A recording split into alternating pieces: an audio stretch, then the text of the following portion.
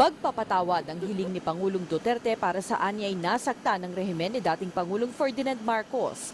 Para sa mga hindi pa raw handa, may remedyo naman ang ating batas. For those who have been somehow hurt or injured, that they can take some other, for those detained for so long and suffering, they have this option to file a case against the late President Marcos. Nasa Lima Peru ngayon ang Pangulo para dumalo sa 24th Asia-Pacific Economic Cooperation o APEC Economic Leaders Meeting. Hindi rin daw tama na isalin sa mga anak ni Marcos ang anumang naging pagkakamali ng kanilang ama. These sins cannot visit the children. And liability is always personal.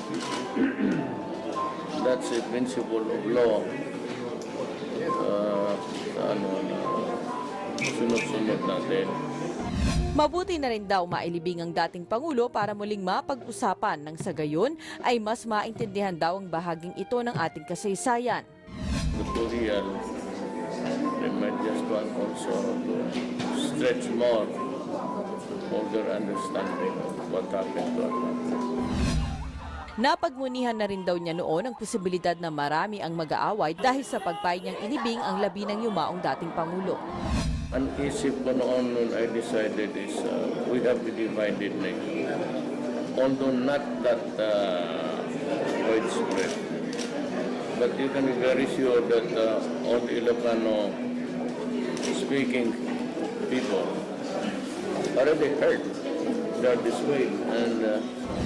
Pero para kay Pangulong Duterte, panahon na para lagyan ng tuldok ang issue. We have to decide once and for all. That day I was just being legalistic about it. Pinaira lang daw niya ang pagiging abogado. Para kay Duterte, wala pa rin namang sapat na batayan o pag-aaral para tawaging masama si Marcos. President Marcos was a president for so long. And he was a soldier. So that's about it. Whether or not he performed worse or better, there's no study, there's no movie about it. It's just the challenges and allegations of the other side, which is not enough.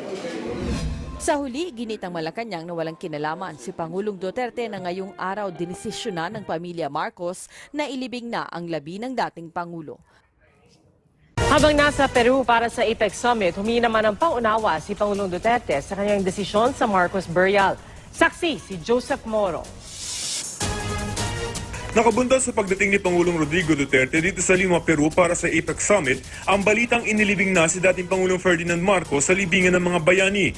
Humingi ng pangunawa ang Pangulo sa desisyon niyang payagang ilibing doon si Marcos. Noong una raw, hindi naging madali ang kanyang desisyon pero kailangan ng tuldukan ng issue. For those who have been somehow hurt or injured, that they can take some other, for those detained for so long and suffering, they have this option to file a case against the late President Marcos. These sins cannot visit the children. Sabi ng presidential spokesman, siya ang nagbalita kay Duterte tungkol sa libing at tingin niya hindi batid ng Pangulo na ngayon ito gagawin. As far as I know, he was not sure about the exact date. Was the president surprised when you told him that Marcos was buried today? He certainly did not have a prepared statement, so I suppose he was surprised. Did the president give specific instructions for the burial today? Alam ba niya na mangyari ngayon? Alam niya, hindi man siya mapaglayan talaga. Alam niya yan. Bago ito, naglabas ng pahayag ang Pangulo na binasa ng kanyang spokesman. He hoped everybody would find a space in their hearts to forgive and to set free those who had hurt or injured them. Let history judge, but I will do what is legal, and the Supreme Court has ruled that it is. Desisyon daw ng mga Marcos kung kailan at kung paano ililibing si Marcos. The burial belongs to the Marcos family, and he's being given a soldier's burial. So it is their private affair. And however they wanted to do it, it's out of the president's hand.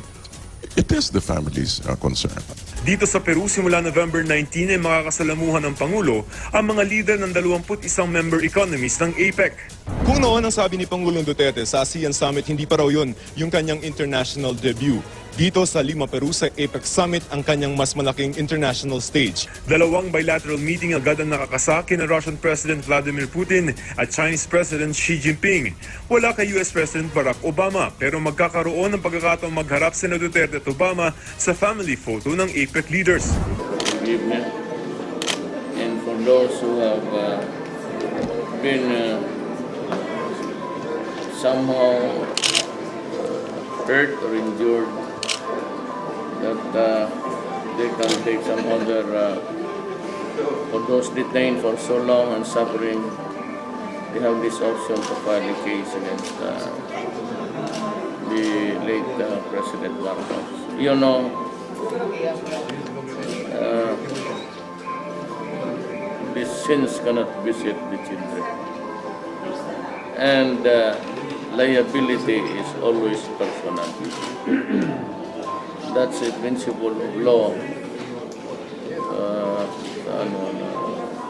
Sunod-sunod natin. That day of the burial, they might just want also to stretch more for their understanding of what happened to us. I think that's, I was ang isip ko noon when I decided is we have a divided nation. Although not that widespread. But you can be very sure that all the Ilocano speaking people already heard they are dissuaded. And it's been there floating like a float some. We have to decide once and for all. And I was just being legalistic about it. President Marcos was a president for so long, and he was a soldier. So that's about it. Whether or not he performed worse or better, there's no study, there's no movie about it. It's just the challenges and allegations on the other side, which is not enough. For the Marcos family, today's unannounced and hasty burial at the Libingan ng mga Bayani was a fulfillment of their patriarch's final wish. But for victims of human rights abuses during martial law, the hastily organized rites at the Hero Cemetery was like a thief in the night. The interment of the remains of former President Ferdinand Edrelin Marcos, who died in exile in Hawaii in 1989, took place shortly before noon today. It caught most Filipinos by surprise. More details from Eunice Samonte. Habilin ng aking minamahal na ama, ang ating dating Pangulo Ferdinand Edrelin Marcos, na maihimlay kasama ng kanyang mga kapwa-sundalo.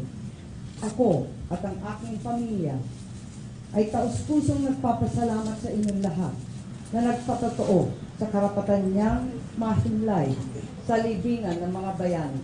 November 18, 2016. This marks the date in the history of the long-awaited burial of the controversial former President Ferdinand Marcos. At exactly 12 o'clock in the afternoon, the public was shocked upon the announcement of NCRPO Police Chief Superintendent Oscar Albayalde that today is the much-awaited burial of the former president. The ceremony was short, simple, and overall peaceful. Nobody was allowed to enter except for the immediate family of the Marcoses. Even media people were not allowed inside the National Cemetery for the Fallen Heroes, which made us wait outside the gates.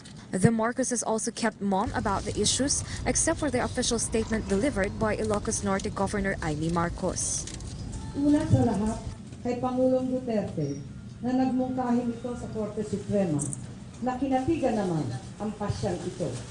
At sa libo-libong nagmamahal at nagmamalasakit sa aming pamilya. Kasama namin kayong nangarap at nanalangin sa halos 3 dekada na makita ang araw na ito. Kaya naman ako, ay humihingi ng dispensa at pag-unawa na lamang ninyo sa naging pasya ng aking pamilya na gawing payak, pribado at taimtim ang paglibing sa aking ama upang hindi na masalin ang mga nagdaramdam. According to the spokesperson of the Armed Forces of the Philippines, Brigadier General Restituto Padilla, the AFP received a call around 5 o'clock in the afternoon yesterday about the short preparations for the burial site near the tomb of the former President Elpidio Quirino and Carlos B. Garcia.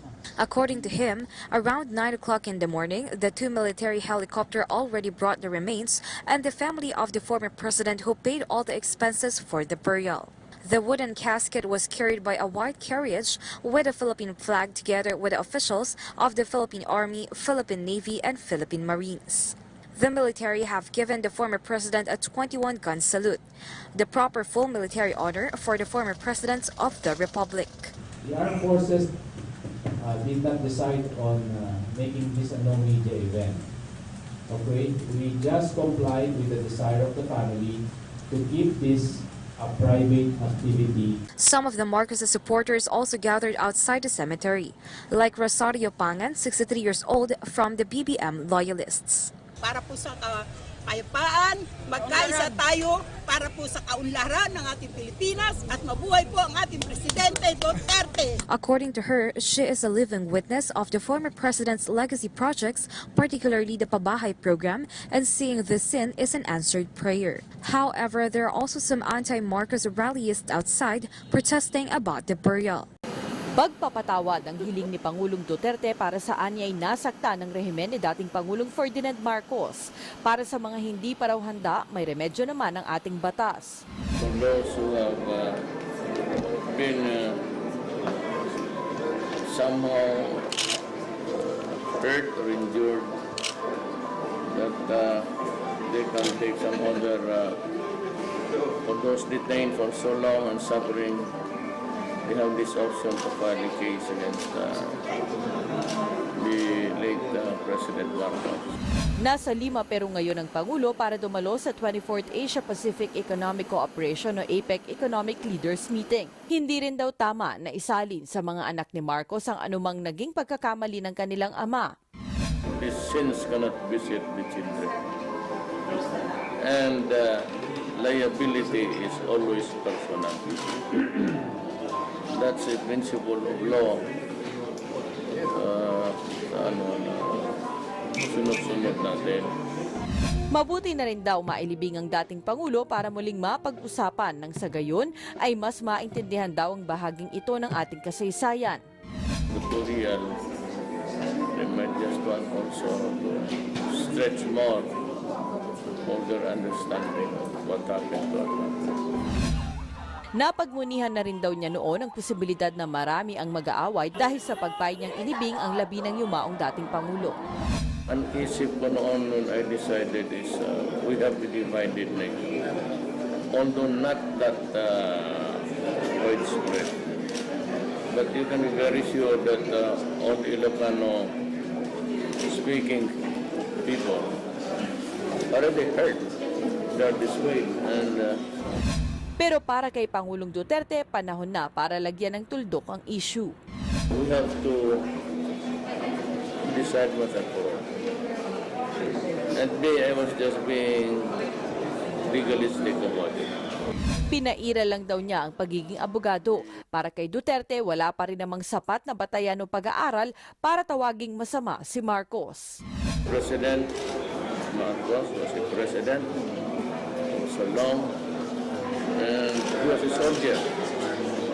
So that's about it. Whether or not he performed worse or better, there's no study, there's no movie about it. It's just the